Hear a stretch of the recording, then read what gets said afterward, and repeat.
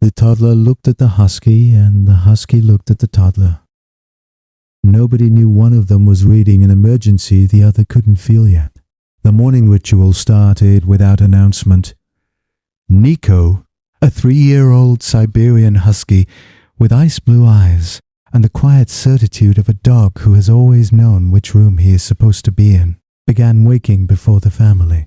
He would leave his bed near the bedroom door, cross the hallway, push the nursery door open with his nose, and go to 2-year-old Sophia. He would press his face to hers, nose to nose, then nose to cheek, then a slow, deliberate breath into the space near her mouth. Then he would settle beside her on the floor and stay until someone came in. Martha Delacroix thought it was the most beautiful thing she had ever seen.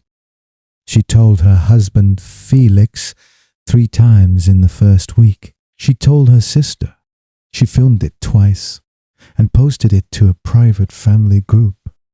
Felix said it was the pack instinct of a young husky who had decided the smallest member of the group needed the first morning check.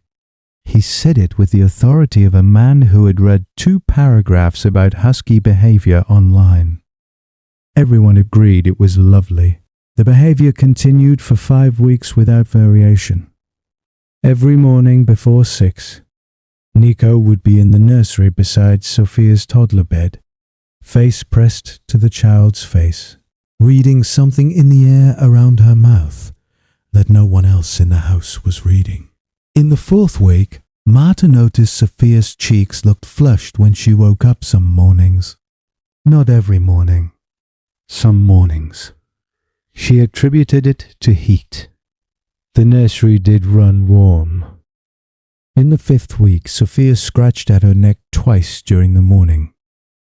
Martha checked for a rash and found nothing visible. She attributed it to dry skin. She began applying more moisturizer. On a Saturday morning in the 6th week, Nico did something he had not done before. He pressed his face to Sophia's face, the way he always did. Then he backed away. Then he pressed in again.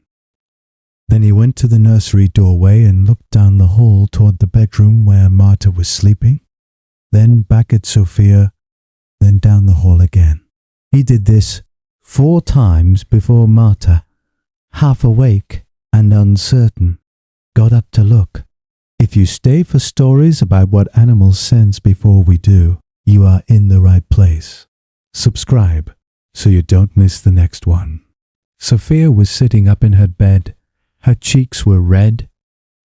Not the flush of sleep, a different red, patchy, and uneven, spreading toward her neck.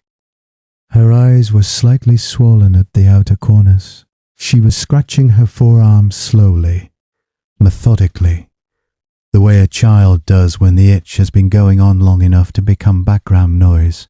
Martha had an anaphylaxis protocol in the family. Because Felix had a severe tree nut allergy, she knew what early allergic response looked like. She had the EpiPen before she finished the thought. At the hospital, Dr. Yolanda Reyes, pediatric allergist, ran the full panel. Sophia had a significant allergy to a protein compound in the specific brand of oat-based formula she had transitioned to 3 weeks prior, a formulation that used a processing facility shared with tree nuts. She had been ingesting trace exposure with every bottle, accumulating sensitization over 3 weeks. That Saturday morning, her body had reached the threshold where systemic response was beginning. Dr. Reyes sat with the family for a long time. She asked when the dog's morning behavior had started. Martha told her 5 weeks. Dr. Reyes was quiet for a moment. She said, "Allergic sensitization changes the volatile organic compound profile in human breath. Specific proteins trigger immune responses that produce measurable changes in exhaled metabolites before any visible symptom appears. A dog's olfactory system can detect those changes weeks before a clinical presentation." She looked at Nico's photo on Marta's phone. He was reading a developing allergy in your daughter's breath every morning for 5 weeks. The day he changed his behavior, the 4 trips to the doorway, that was the day the levels crossed a threshold he could identify as acute. Has your dog ever done something that made no sense until it was the only thing that made sense? Tell us in the comments. These stories deserve to be heard.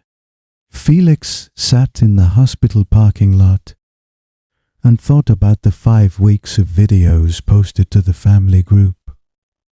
The beautiful morning ritual, the pack instinct, the 2 paragraphs he had read online about husky behavior. He thought about the specific and patient way Nico had pressed his face to Sophia's face every morning for 35 days, reading a number that was climbing, waiting for the morning it climbed past the line he knew to watch for. Sophia's allergy is managed. The formula has been changed. She carries an EpiPen. She is well. Every guardian deserves to be seen, even the ones who never asked for anything in return. If these stories matter to you, subscribe so you never miss the next one. Nico still goes to the nursery first thing in the morning. He presses his nose to Sophia's cheek, takes his reading and settles beside her on the floor. Most mornings he stays until she wakes up. Most mornings his breathing is slow and even, and he does not go to the doorway. Marta watches his posture every morning before she goes back to bed. She has learned to read the difference between a dog who is settled and a dog who is waiting to decide. Nico lay beside the small toddler bed, face resting near the child's pillow, breathing in the air around her cheek in the early dark. Next week, a dog who sat at the top of the stairs for 6 hours and would not let anyone pass. What was at the bottom changed everything the family thought they knew about their home.